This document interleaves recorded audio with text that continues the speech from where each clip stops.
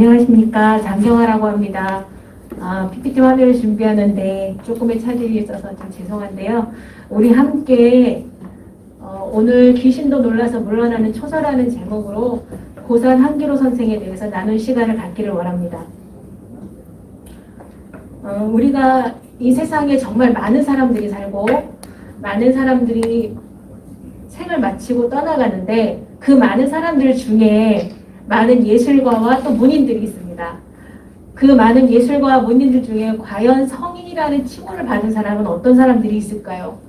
여기 보시면 음악에서는 베토벤을 꼽을 수가 있고 시에서는 중국의 두보를 꼽을 수가 있고 또 서예에서는 왕이지를 꼽을 수 있습니다. 그렇다면 해동초성은 과연 누구일까요? 우리 이번에 그 안내 책자나 전시장에 가 보셨으면 아시겠지만 해동초성은 바로 고산 한기로입니다. 고산 한기로는 14살의 나이에 사마시 진사과에 합격을 하게 됩니다. 여러분들이 그냥 과거 시험 사마시 진사과라고 생각하시면 와닿는 게 없을 거예요. 근데 14살이면 지금 우리 아이들의 나이로 볼 때 중학교 1학년이잖아요. 중학교 1학년의 나이에 어쩌면 지금의 고시보다 더 어려운 시험을 합격했다고 볼 수 있습니다. 예전에 이 진사시는 3년에 한 번씩 치루어졌고 많은 숫자도 아니고 100명의 인원만 선출했다고 합니다. 그러니 고산 한기로 선생의 천재성이 어느 정도였는지 알 수 있는 대목이 되겠습니다. 그러나 고산 한기로 선생은 이 벼슬자리에 나아가지 않고 우리 구미 인근 선산 지역에 매학정을 짓고 은둔과 자족의 삶을 살게 됩니다. 아마 궁금하실 거예요. 왜 이 매학정을 짓고 여기에 그냥 사셨을까? 벼슬에 나아갔으면 그 생이 훨씬 더 좋지 않았을까라고 생각하실 텐데요. 고산 한기로 선생이 그렇게밖에 할 수 없었던 이유는 아버지 황희옥이 조광조 사사 주청 사건을 들였었습니다. 근데 그 일 이후에 살인들의 배척이 있어서 정계에서 삭출당하는 사건이 벌어지게 됩니다. 그러나 그 공교롭게도 그 시점이 고산 한기로 선생이 과거에 합격하던 때와 아버지 황희옥이 삭출되던 때가 동일한 연도가 됩니다. 1534년이었습니다. 그리하여 고산 한기로 선생은 정계에 진출하지 아니하고 매학정을 짓고 선산에 거주하게 되시는데요. 여러분들 이 매학정은 현일고등학교 조금 지나서 가다 보면 있습니다. 예전에는 정비되지 않은 모습이라서 좀 안타까웠는데 얼마 전에 가보니 그래도 주변이 정리가 돼서 한결 마음이 좋았습니다. 옆에 강이 보이는데 여름에 가면 상당히 시원한 강바람 맞으실 수 있으니까 친구들이나 또 지인들, 가족과 함께 가보시면 좋을 것 같습니다. 한기로 선생은 16세기 중종 명종년간에 활동을 했던 사회가입니다. 김구, 양사원, 또 초세의 명가로 일컬어지면서 해동초성으로 널리 유명해지는데요. 조선 중기 서예사에서 정말 중요한 위치를 차지한다고 할 수 있습니다. 그렇다면 16세기에 조선 서예는 어떤 양상을 띠고 있었는지 한번 볼 필요가 있는데요. 지금 16세기의 당시의 상황을 이야기하고 있습니다. 원대로부터 전해졌던 송설체를 탈피하려는 시도가 있었는데요. 송설체를 탈피하려는 이유는 송설체가 상당히 부드럽고 아름다운 것이었습니다. 그래서 부드럽고 아름다운 외형미만 추구할 것이 아니라 고법을 추구하자는 의미로 예전에 위진고법으로 돌아가자는 운동이 벌어지고 있었고 또 명대의 서풍을 수용하는 시기였습니다. 그래서 그 서풍을 수용하는 과정을 통해서 서예가들이 각자의 개성을 표출하는 그러한 시기였습니다. 한기로 선생은 광초로 당나라 장욱과 회서의 근간을 두고 장필의 서풍을 수용함으로써 독창성과 변화를 나타내게 되는데요. 그러한 독창성과 변화는 후대에 16세기부터 18세기 초반까지 계승되어지는 결과를 낳게 됩니다.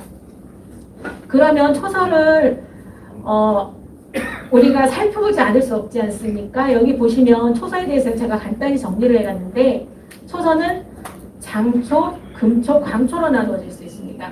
지금 보시는 이것은 장초인데요. 급치장입니다. 급치장인데 이런데 지금 이런 고자 같은데 보시면 가로액이 예서의 느낌이 많이 나요. 파채 예서의 느낌이 많이 나고 또 자간이 하나도 연결되지 않아 있습니다. 자간이 연결되지 아니하고 또박또박 쓴 글씨 느낌이 나잖아요. 그래서 이것은 장초라고 하는데 예서를 빨리 쓰기 위해서 썼던 것이 장초입니다. 그리고 다음에 보시면 이것은 초서의 모본이라고 할 수 있는 송가정의 서보입니다. 서보인데 여기서는 예서의 필력이 전혀 보이질 않습니다. 그리고 이렇게 연결되는 흐르는 느낌이 나타나고 있죠. 그래서 지금 쓰이는 초서라고 보시면 되는데요. 이제 금자를 써서 금초라고 합니다. 이것이 금초이고 그 다음에 이거 보시면 앞에 있는 초서들과 굉장히 분위기가 다르죠. 이것이 바로 고산 한기로 선생이 쓰신 건데요. 두보이시 우성을 쓴 것입니다. 보면 이런 굵기의 변화, 크기의 변화, 그리고 이 항을 맞추지 않은 이런 자연스러운 의미가 있잖아요. 이것이 광초라고 합니다. 고산 한기로 선생의 초서는 광초에 속합니다.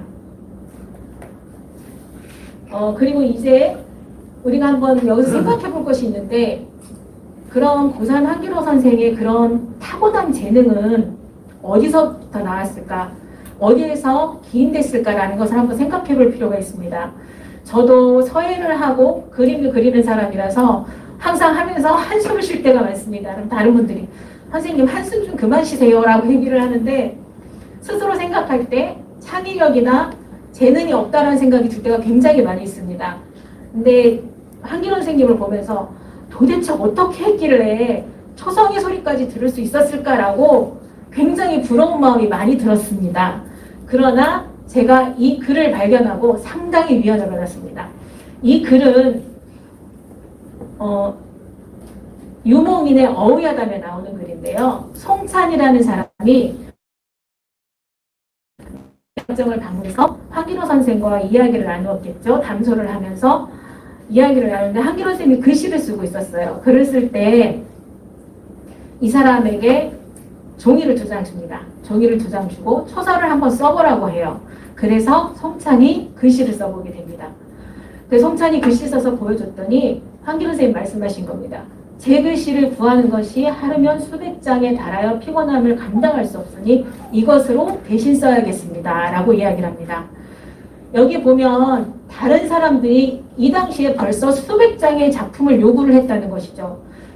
지금 한기로 선생님이 하루에 수백 장을 썼기 때문에 피곤함을 감당할 수 없다고 했는데요. 이것을 볼 때 연습량 또는 작품 학사의 양이 엄청났다는 것을 알 수 있습니다. 요즘 우리 서예가들이 말하기를 대가가 제자들에게 채범을 많이 써줘서 대가가 됐다는 얘기를 하는데 아마 이것도 그 이야기가 일맥상통하는 것이 아닌가 싶습니다. 그리고 또 놀라운 것은 여기 보면 고법첩을 꺼낸 후 자신의 글씨 2장을 꺼내 서로 잡법을 비교하는데 전부 고인의 서법이요. 스스로 만들어낸 글자가 하나도 없다라고 이야기를 했습니다.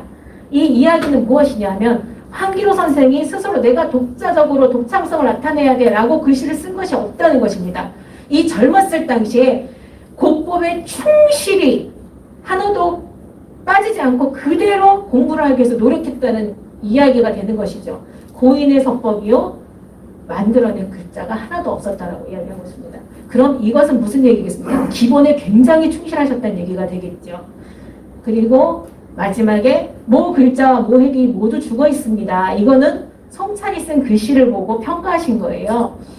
그러면서 마지막에 이야기를 하시죠. 글씨란 쌓아 올린 공력이 없이는 어려운 것이라고 얘기를 하셨는데 그만큼 노력이 있어야 되고 연습이 있어야 된다는 것을 이야기하는 것입니다. 한기로 선생님도 우리가 생각하는 것과 달리 그만큼 쌓아 올린 공력 덕분에 초성이란 칭호를 듣게 된 것을 우리가 알 수 있죠. 그러나 오늘 우리가 여기서 또 초서에 대해서 논하지만 한기로 선생이 과연 그 전에 단계 없이 바로 초서를 잘 썼는가? 이것도 하나의 의문사항인데요. 다음에 글을 한번 보시겠습니다. 네, 이거는 충주에 있는 2번 신도입니다. 보시면 이것은 행서에 속합니다. 근데 해행에 가깝죠. 완전 행서라기보다 해서가 있는 행서, 해서풍이나 이런 거 보면은 해서 느낌이 많이 나죠. 너무나 단정하고 깔끔한 그러한 행서가 되겠습니다. 그리고 다음에 보시면 이거는 해서인데 이증형 유액이라고 합천에 있습니다. 이 위쪽 같은 데 보시면 얼마나 단정하고 꼿꼿한 필체가 느껴집니까? 완전히 파책 같은 것도 그렇고요. 그 이 두 비문을 보게 되면 왕이지의 법이 그대로 녹아있음과 동시에 그 당시에 송설체가 유행을 했기 때문에 송설체의 연미함이 약간은 드러나고 있는 상황입니다. 그리고 이 두 비문에 재미있는 사연이 하나 있는데요. 보시면 여기 2번 신도비라고 있잖아요. 이것이 사람 이름이에요. 이번도 여기 이증형이 있습니다. 이것이 2번이란 사람이 이증형의 아버지입니다. 그러니까 황길원 선생님이 아버지와 아들에게 동시에 글을 써준 것이 되는 것이죠. 그리고 이렇게 보면은 우리가 이제 황길원 선생님이 충실한 기본 덕분에 초서로 나아갈 수 있었다는 것을 추측할 수 있는데 오늘 이 시간에 초서에 대해서 나누게 되기 때문에 초서란 과연 또 어떻게 발생이 됐는지 초서는 어떤 과정을 거쳤는지 잠시 알아볼 필요가 있습니다. 여기에 장지, 장욱, 회소가 나오는데요. 장지는 초서의 전형을 확립한 사람이라고 보시면 됩니다. 한나라 시대의 사람이고요. 장욱과 회소는 당나라 시대의 사람인데 장욱과 회소가 광초를 만들었다고 보시면 됩니다. 근데 장욱 같은 경우에 지금 여기 작품을 보시면 여기 장사라고 써있죠. 정칠품의 금호 장사를 지냈기 때문에 사람들이 장사라고도 불렀습니다. 근데 이분도 항상 술에 취해 있었다고 합니다. 그리고 여기 보시는 이거는 회소의 자서첩인데요. 회소 역시 늘 술에 취해 있는 것을 좋아했기 때문에 사람들은 취소라고 부르기도 했답니다. 회소 같은 경우에는 재밌는 일화가 있는데요. 집이 너무 가난했대요. 너무 가난해서 화초를 만여구를 심었다고 합니다. 만여구는 상당히 많은 것이죠. 만여구를 심고 화초 위에 글씨를 연습을 했다고 합니다. 근데 그것도 모자라 쟁반이나 나무 판자에 글씨를 쓰고 지은 연습을 계속했대요. 그렇게 되면 나중에 어떻게 될까요? 그 판자가 구멍이 났다고 해요. 그 정도로 글씨를 열심히 연습을 했다고 합니다. 회소는 법명이고요. 법명이고 성은 전희씨입니다. 이렇게 회서와 장욱 그리고 장지가 초서의 맥을 형성하는 과정이 있었고 나중에 명나라는 이러한 초서가 유행을 하게 됐는데요. 명나라 사람들이 초서를 굉장히 좋아하고 또 그 당시에는 행서와 초서가 유행을 했습니다. 명나라의 영향을 받을 수밖에 없었던 조선에는 이 초서가 당연히 들어올 수밖에 없었는데요. 황길호 선생님은 이 당시에 초서를 그러니까 장욱과 회소의 초서를 수용을 하고 그 위에 장필의 초서를 섭렵함으로써 자신만의 독자적인 초서풍을 구현하게 됩니다. 지금 이 작품은 여러분 보시기에 어떻습니까? 금초나 장초는 아니죠. 그죠? 요거는 광초에 속합니다. 광초에 속하는데 이것은 장필의 글씨입니다. 명나라 시대에 많은 서예가들이 광초를 쓰고 추종을 했지만 그래도 우리나라에 가장 많은 영향을 미친 사람은 장필이었습니다. 장필의 초서가 들어왔을 때 우리나라에는 정말 반향을 일으켰는데요. 서예계에서 어떠한 반응을 보였는지 알 수 있는 글이 있습니다. 이 글씨는 장필의 글씨가 유입되었을 때 그 당시 반응이 어떠했는지 알 수 있는데요. 황윤석이 기록한 글입니다. 장필의 초천자문이 유입됐을 때의 상황을 이야기한 것인데 장필의 글씨가 유입되자 나라의 모든 서예가들이 그의 글씨를 휩쓸리듯이 따랐다라고 되어 있습니다. 여러분 휩쓸리듯이라는 표현은 보통 우리가 그 태풍이나 이런 것이 왔을 때 모든 것을 다 쓸어간다는 표현을 쓰지 않습니까? 그만큼 서예계에서도 장필의 글씨가 유입돼서 사람들의 호기심을 자극하게 됐고 서예가들이 그것을 따라서 쓸 수밖에 없는 상황이었다는 이야기를 하고 있는 것입니다. 여기 보면 하서는 김인호를 얘기하고요. 성수층 같은 사람도 그의 글씨를 즐겼다고 되어 있습니다. 그리고 마지막에 보면 고산과 복례까지도 그의 글씨를 써서 탈바꿈한 자들이라는 이야기가 있습니다. 그리고 성리학의 대표라고 이야기할 수 있는 태기 이황 선생님의 반응을 보게 되면 조명부를 배우려다 예법을 잃을까 걱정스럽고 장필을 흉내내다 헛소구만 할까 염려된다라고 이야기를 했습니다. 그만큼 엄하게 장필의 글씨를 배척하셨고 또 못마땅해 하셨던 것 같습니다. 이런 과정과 그런 시대의 흐름 속에서 황기로 선생님은 초서를 열심히 연마했고 자기 독창성을 나타내게 되는데 이 시간에 그럼 황기로 선생이 어떠한 글씨를 썼고 또 어떠한 영향력을 미쳤는지 한번 보기를 원합니다. 여기 보시면 이 작품이 있는데 아마 전시회 가보신 분들은 이 작품이 무엇인지 아실 것 같습니다. 이거는 당나라 이군옥의 시를 초서로 쓴 것인데요. 안타깝게도 오죽헌 박물관에 있습니다. 그리고 이것은 경차. 이것은 지금 전시되고 있지 못합니다. 경차는 시축 말미에 보면 5명의 시축을 보고 너무나 마음이 동하여 내수의 시를 짓게 됩니다. 7원절고 내수로 구성이 되어 있고요. 여기 보면은 있습니다. 마지막에 앞에 있는 5명의 시가 있어 거듭 읽어도 흥이 그치지 않아 짓게 되었다. 고산 매학정 주인 수다라고 되어 있어서 고산 황기로 선생이 쓴 것임을 알 수가 있습니다. 그리고 이제 이것을 보시면 무엇으로 보이세요? 반응들이 없으신데 분명 종이는 아니잖아요. 그죠? 종이는 아니거든요. 그렇다고 뭐 나무를 깎아서 한 것도 아니고 요거는 돌입니다. 초서 가행인데요. 9개의 돌에다가 앞뒷면에 쓰여졌어요. 앞뒷면에 쓰여진 200의 초서 가행을 대자 초서로 쓴 것인데 1549년 29세의 나이에 이것을 쓰시게 됩니다. 이건 역시 오죽헌 박물관에 보관되어 있습니다. 대자 초서로서 회소를 찬미하는 그런 내용인데요. 회소의 글씨 쓰는 모습과 필세를 형용했고 왕이지나 장지에 보이지 않고 장욱보다 낫다라는 내용을 담고 있습니다. 제가 다 띄우려다가 너무 이렇게 화면상 잘 보이지 않을 것 같아서 몇 개만 실었거든요. 이게 돌에 새긴 것이고 이것이 탁본한 것입니다.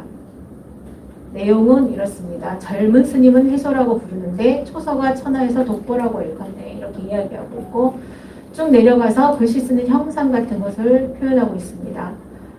네, 여기도 역시 우리 스님 취한 후 적의자에 기대어라고 있습니다. 역시나 취서로 불릴 만한 그러한 구절들을 볼 수 있고요.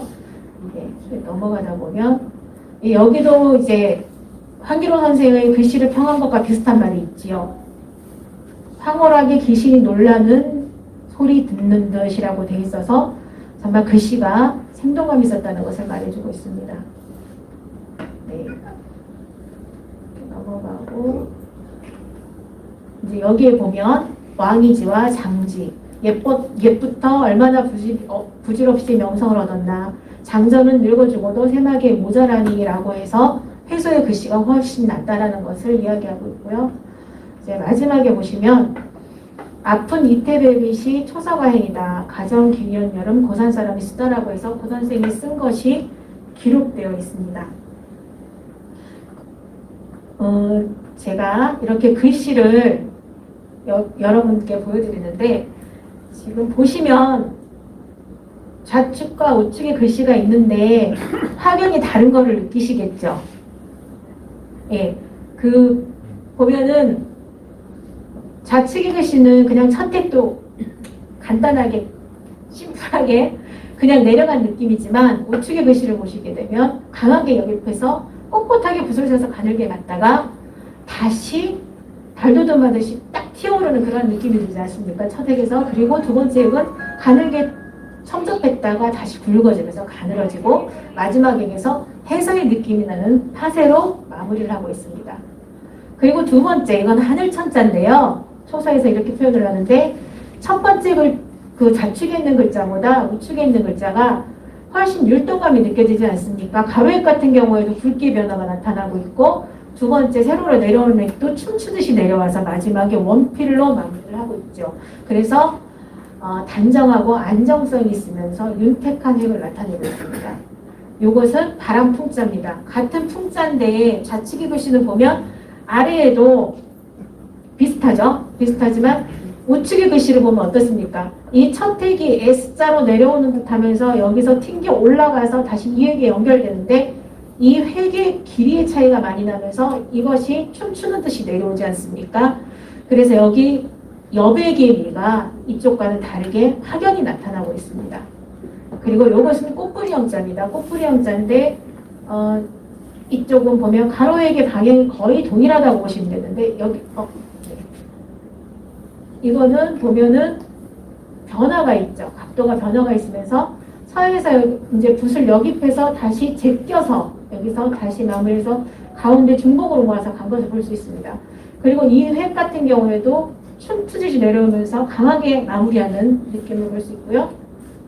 이거는 프리론자인데 보시면 제가 이것을 같은 글자인데 이거는 결코 이 끝에 잘라먹은 게 아니에요. 이것도 끝까지 다 한 글자를 온전히 편집한 건데요. 같은 글자인데 길이 차이가 많이 나죠. 길이 차이가 나면서 여기는 이 앞에 있는 삼수변과 이 뒤에 있는 것이 큰 차이가 없이 나오고 있습니다. 그러나 여기는 삼수변이 짧게 처리되어 있고 세로획이 길게 흘러내려오고 있습니다. 보면 여기 여백 처리가 굉장히 뛰어난 것을 볼 수 있죠. 여백의 미, 여백의 아름다움이 나타나고 있습니다. 그럼 여기서 제가 이 세로획이 참 특이하지 않습니까? 우리가 잘 보지 못하는 그러한 획의 느낌인데 요거에 대해서 잠깐 말씀을 드리도록 하겠습니다. 서예 용어로 옥루훈이라고 합니다. 지목자에 세를 루자 흔적 한자인데 옥루훈인데요. 요것이 그러니까 빗물이 여러분 집에 스며들게 되면 그냥 쭉 흐를 수가 없지 않습니까? 벽 사이에 물이 흐를 때 좌우로 움직이면서 맺히다가 천천히 흘러가게 되는 것이죠. 그래서 이것을 옥루훈이라고 하는데 이런 옥루훈 같은 경우로 표현을 하게 되면 글씨가 훨씬 생동감이 있고 윤택한 느낌이 들게 됩니다. 근데 여러분 여기서 서예하시는 분들이 꽤 계실 것 같아요. 오늘 이 자리에 참석하신 것 보면 관심 있으신 분들이 많으신데 정말 부드러운 양호붓으로 부드러운 화선지에 이러한 획을 표현하는 것은 정말 쉽지 않습니다. 더군다나 초선은 속도감이 있기 때문에 이렇게 표현하는 것이 결코 쉽지 않은데요. 고산 한기로 선생이니까 이렇게 표현을 할 수 있지 않았을까라는 생각이 듭니다. 이처럼 고산 한기로 선생의 글씨는 윤택함과 동시에 활달하고 파격적인 변화를 보이게 됩니다. 그래서 그 당시에 서예가들이 정말 외면할 수 없는 매력이 있었던 것이죠. 지금 제가 여태까지 말씀드렸을 때 장필의 글씨를 소용해서 자신만의 독자적인 서풍을 이루었다고 했는데 옆에 좌측에 비교한 것이 장필의 글씨입니다.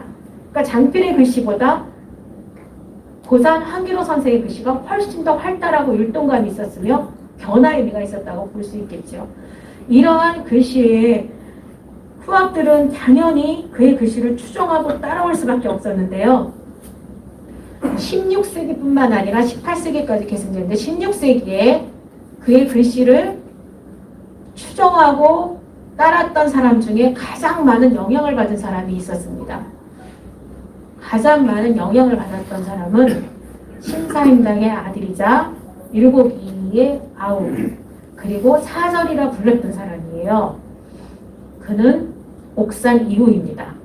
옥산 이후인데 왜 그가 그렇게 될 수밖에 없었을까요?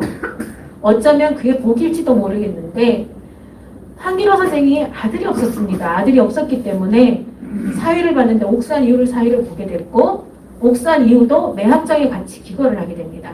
그리고 한기로 선생이 돌아가신 다음에 모든 유품들을 다 옥산 이후가 이어받게 되는 것이죠. 그래서 그가 한기로 선생의 글씨를 따라갈 수밖에 없는 그런 환경이 되었습니다.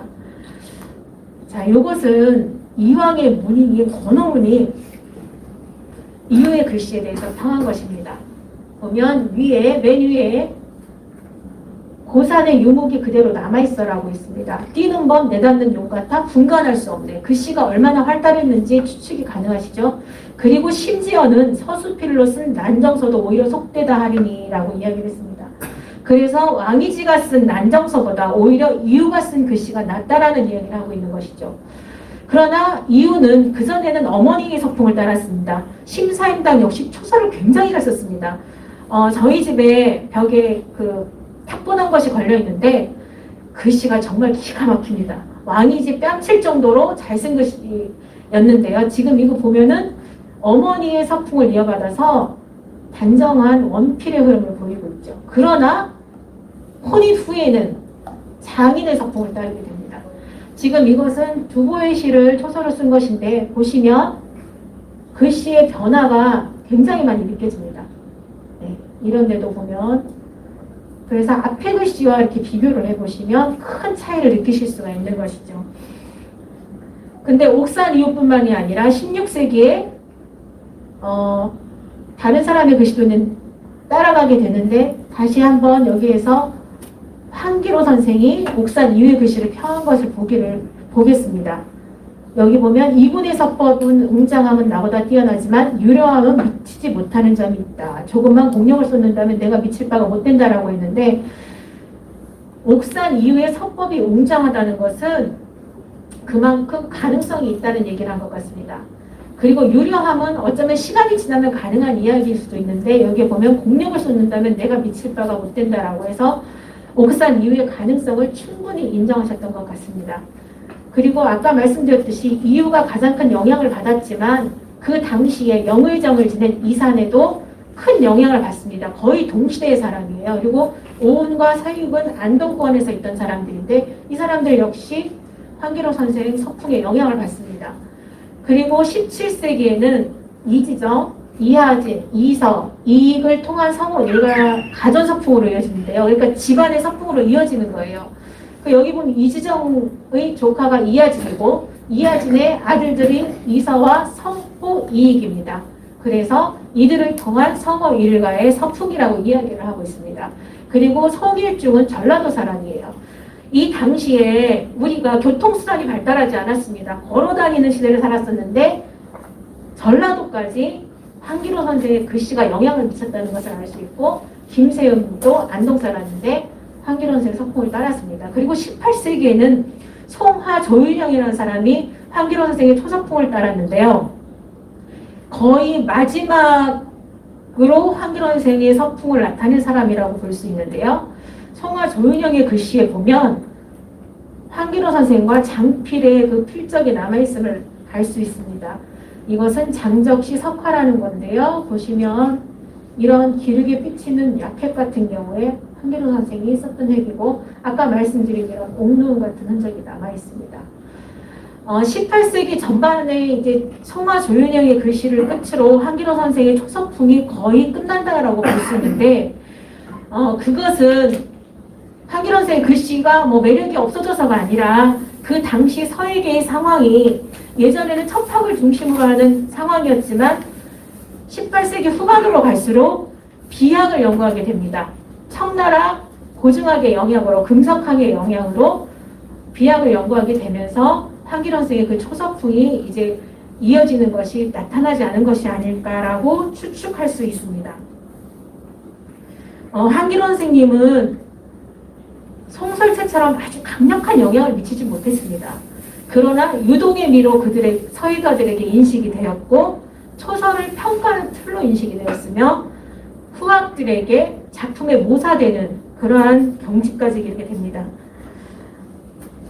황기로 선생님의 이렇게 훌륭한 점, 뛰어난 점들을 우리가 알아봤는데요.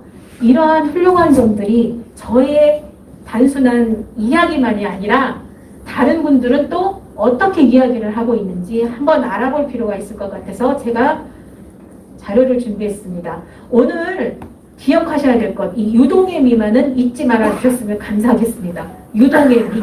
네, 황기로 선생님 글씨는 유동의 미. 이것을 잊지 않으시면 오늘 강의에 모든 것을 들으셨다고 할 수 있겠습니다. 다른 사람의 평가를 한번 보겠습니다. 제가 하는 얘기가 맞는지 틀리는지 한번 보기를 원하는데요. 여기 보면 유목민의 어휘하다의 이야기를 했습니다. 제가 전체를 다 실은 것은 아니고 중요한 부분만 뽑았습니다. 여기 보면 신명과 괴이함이 측량할 수 없을 정도로 그래서 조화의 공을 이루었다 했고 중국에도 수백 년간 이와 견줄 만한 이가 없다라고 얘기했습니다. 드물다라고 얘기했습니다. 그리고 마지막에는 극찬을 하죠. 우리나라 초서 중 최고라고 이야기를 하고 있습니다. 그리고 미수 허목이 대동금속석 달문에 이야기한 것이 있는데 한기로 양사원, 한호, 백가문의 무리가 글씨로 당시에 이름이 났다고 했습니다. 처음에 말씀드렸듯이 초서로 이름이 나 있는 상태였고요. 제가 이번에 강의 주제로 뽑은 대자 초서는 귀신도 놀라서 물러나더라고 평가를 했습니다. 여러분, 사람들이 귀신을 만났을 때 사람이 도망을 가야 합니까? 귀신이 도망을 가야 합니까? 귀신을 만나면 도망가지 않으실 분이 여기 몇 분이나 계실까요? 귀신을 만나게 되면 사람이 도망을 가게 마련이지 않습니까? 근데 글씨가 얼마나 생동감이 있었으면, 살아있는 느낌이 있었으면 귀신이 놀라서 도망을 가겠습니까? 그만큼 한기로 선생의 글씨가 대단했다는 것을 여기서 얘기하고 있습니다. 그리고 이규상의 서가록에 보면 조선에서는 황고산 기로와 양봉의 사원이 명성이 없다. 이것은 앞에서 계속 이야기됐던 것이고요. 그 당시에 이분들의 그 초서가 뛰어났다는 것을 계속 이야기하고 있습니다. 그리고 특이한 것은 여기서는 굳세면 정신의 운용력이 뛰어나라고 해서 이 정신세계까지 이야기를 하고 있는데요. 황기로 선생이 매학정에서 온둔의 삶을 살고 자족의 삶을 살았는데 이것이 시에 나와 있습니다. 매학정을 방문한 그 시인이 적은 것이 있는데 율곡이가 매학정을 방문해서 시를 지었는데 그 시 속에 이러한 것들이 녹아 있습니다. 황기로의 삶이 녹아 있는데 그의 삶은 깔끔했고 검소했으며 화사하나 사치스럽지 않고 명예와 이익을 추구하지 않고 자연을 법삼아 자족하는 삶을 살았다. 그의 삶은 소탈했다라고 말하고 있습니다. 그러니 그러한 모든 것들이 글씨에 그대로 배겨서 나왔던 것이 아닐까 합니다. 그리하여 또 이러한 평가를 받게 되었던 것 같고요. 그리고 이제 한 명의 평가를 더 볼 텐데요. 여기서 제가 잠시 질문을 드리겠습니다. 우리나라 독립운동가 중에 한 명이고요. 예술가이기도 하고요. 간송 전형필이 고미술에 심취해서 고미술품을 수집할 때 자문을 했었고 조선 역사 이래 최고의 감시관을 가진 사람이다라고 불리던 사람, 인정됐던 사람은 과연 누구일까요? 네. 오세창. 네, 맞습니다. 감사합니다. 그냥 여름에 시원하시라고 부채에 그림 하나 그려봤습니다. 네, 이거 가실 때, 받았대. 오세창은 그 초서 5원 백구 이후에 거기에 글을 달았거든요. 근데 거기에 보면 초성으로 이름이 났다. 이거는 뭐 여러 번 앞에서 얘기됐었고요. 그리고 글씨의 변화가 많다. 네, 글씨의 변화가 상당히 많죠. 앞에서 우리 봤듯이. 그리고 종이를 호상하다는 것은 굉장히 통쾌하다는 의미이고요. 그리고 밑에 보면 복내 양성과 옥봉 백가문의 선성이 되어 한 시대의 풍요를 이루었다라고 했는데 동시대를 함께했던 양성은 고전 한기로 선생의 초서풍의 영향을 받았고 후대를 살았던 백가문도 고전 한기로 선생의 영향을 받았다라고 볼 수 있습니다. 그러나 여기서 제가 긍정의 평가만 말씀드릴 수는 없지 않습니까? 부정의 평가를 한 사람들도 있습니다. 그 사람들은 그러나 자기들이 따르던 그 학풍의 영향이랄까? 그렇게 보는 것이 좋을 것 같은데요. 그 당시에 왕이지를 따랐던 사람들은 한기로 선생의 글씨를 보면 거부감이 있었을 것입니다. 그래서 그 기필처, 그러니까 붓이 들어가는 그 기필하는 부분이 좀 한쪽으로 치우쳤다든가 아니면 뭐 습속에 매여 있다든가 이런 표현을 했습니다. 이서나 이광사 같은 경우에는 그런 평가를 하기도 했습니다. 우리가 고산 한기로 선생에 대해서 이렇게 알아봤는데 이것이 어디에 있는지 다들 아실 거예요. 혹시 못 보신 분들 계십니까? 다들 보셨나요? 네. 건무산. 지금 네? 건무산. 네네네. 금오산 올라가다 보면 케이블카타는 옆쪽에 있습니다. 우측에. 지금 전시되고 있는데요. 저는 사실 구미에 내려온 지 한 30년이 됐어요. 구미에 산 지 30년이 됐는데 금오산에 올라가면서 이거 보고 정말 깜짝 놀랐습니다. 너무 커가지고요. 완전 크더라고요. 이게 세로로 한 70대고요. 탁번 옆으로 3m10이에요. 그러니까 굉장히 크잖아요. 어쩜 글씨가 저렇게 크지라고 생각을 했거든요. 근데 생각을 해보십시오. 그 당시에는 지금처럼 확대하거나 축소할 수 있는 능력이 없었습니다. 그럼 어떻게 했겠어요? 황희원 선생이 그대로 이 크기를 그대로 쓴 것이죠. 그대로 써서 뭐 여기 붙여서 각을 했는지 아니면 여기다 직접 쓰고 각을 했는지 저는 알 수 없지만 이렇게 큰 글씨를 능히 쓸 수 있는 사람이라면 정말 뛰어난 사람이라는 것이죠. 그 지금 이것이 돌에 새겨져 있는 것인데 여러분들 금오산을 올라갈 때 그냥 좋은 공기만 마시면서 나무를 바라보시지 마시고 이것을 찾아서 안 보신 분들이 있다면 꼭 보시고 다른 지인들에게 또 가족들에게 이것이 고산 한기로 선생이 쓴 글씨다라고 얘기해 주시면 참 좋겠습니다. 대자초서예요. 대자초서. 네. 귀신이 놀라서 도망갈 만한 글씨라고 생각합니다.